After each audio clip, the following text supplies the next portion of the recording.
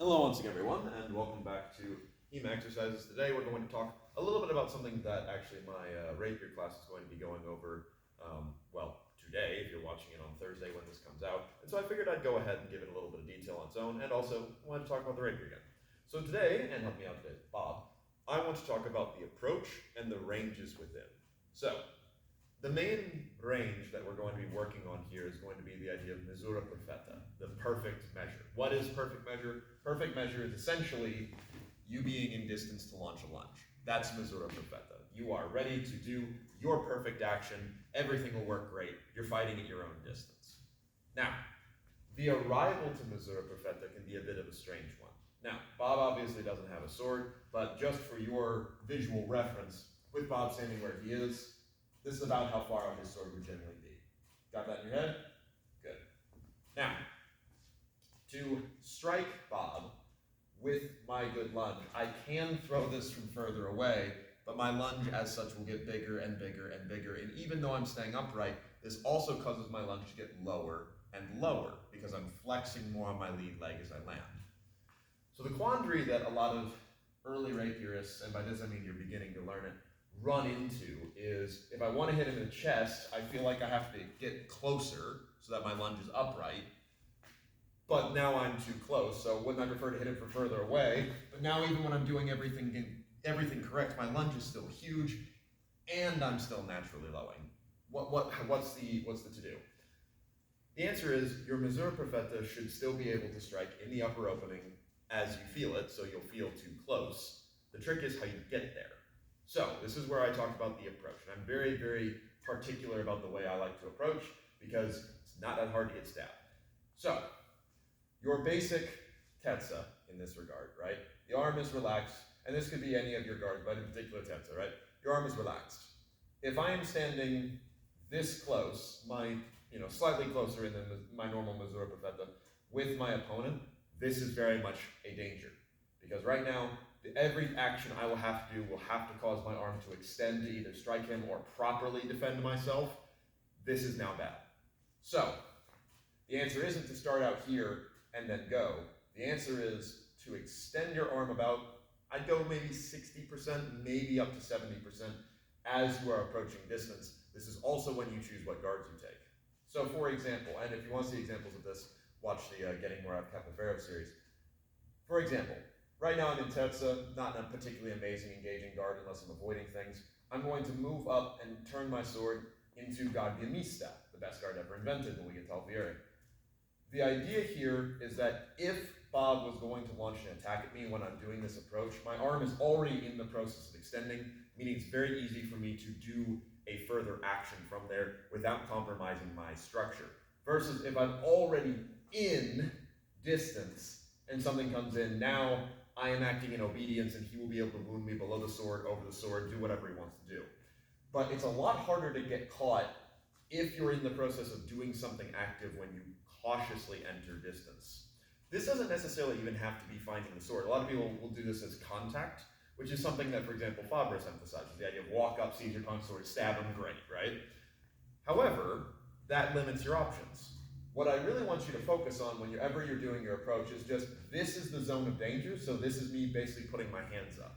Another good way of thinking of it is, if I were getting into a fist fight with Bob, at this range, there's no reason for me to have my hands up.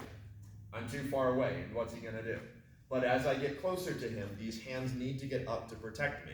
Don't necessarily have to go out, don't necessarily have to be doing anything against him, but I want to have them up because now I'm in a place of danger. Same thing true here. I don't need to go to my maximum extension, but as I approach, I should come out to, almost maximum extension. And this can be in a variety of positions, touching a sword or not touching a sword. What this will also lead into is you'll be more prone to do a crescimento with your lead foot, which can be quite a big thing that is overlooked. So, why would you do an crescimento of the foot? Generally, what you'll see is we'll get to that kind of point where my sword is out, I'm at the edge of misura perfetta, but now I need to do an action on the blade. So what I do to support this is rather than just extend my arm, which I can do, but it would be better if I add a small crescimento as I find into porta. That's now starting to prime the front of my body, meaning I'm a lot more inclined to push hard off of that back leg when the opportunity is presented to me. Now you can also do the same thing when you get close to the edge, use the accrescimento to get into the edge of distance, then fire your shot. The problem with that is that's only very good against stagnant opponents. Most people are going to be moving around quite a bit, so I want to be able to keep my distance. We're arriving in distance, nothing's good, let's leave, right? We're arriving in distance, action, reaction, boom. That sort of thing.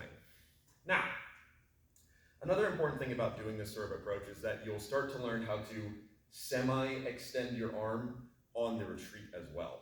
So what I mean by this is when you're jockeying for position with your opponent, and again, we're keeping out at distance, and you should be relatively mobile out here. This is where you're going to get those micro angles, where you're going to get someone to commit to something, and where you're going to learn a lot about your opponent.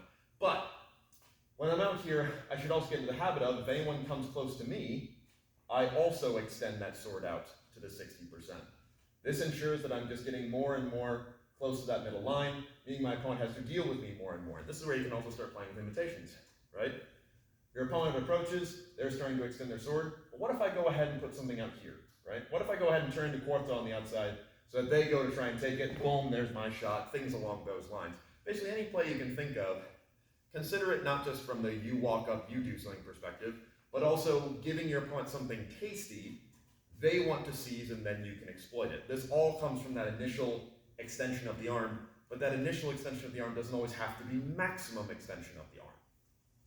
Now, how do you go about practicing it? Because this is all great in concept, but we're here for exercise. What's the actual drill? The actual drill, like I said, is find your perfect measure. For now, we'll do a quarta lunge, right? And you should be relatively deep lunge, but don't make it your deepest lunge, just comfortable. Recover from there, keeping your arm out.